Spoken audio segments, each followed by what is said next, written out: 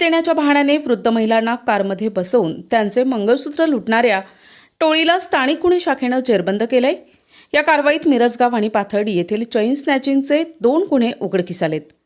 मिरजगाव येथे 20 ऑगस्ट रोजी 65 वर्षीय वृद्ध महिला रस्त्यावर उभ्या असताना आरोपी लक्ष्मण जामदार आणि कोमल नन्नवरे यांनी तिला मिरज गावाला सोडण्याच्या बहाण्याने कारमध्ये बसवले।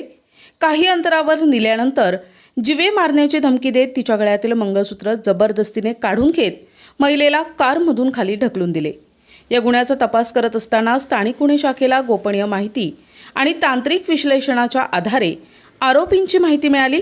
त्यानुसार कोमल भाऊसाहेब नन्नवरे हिला तारकपूर बसस्थानक परिसरातून तर तिचा साथीदार लक्ष्मण मोहन जामदार याला कोंबडीवाला मळा परिसरातून ताब्यात घेण्यात आले।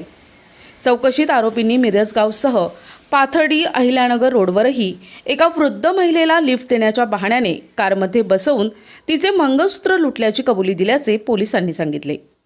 या कारवाईत पोलिसांनी 8,05,000 रुपयांचा मुद्देमाल जप्त केलाय।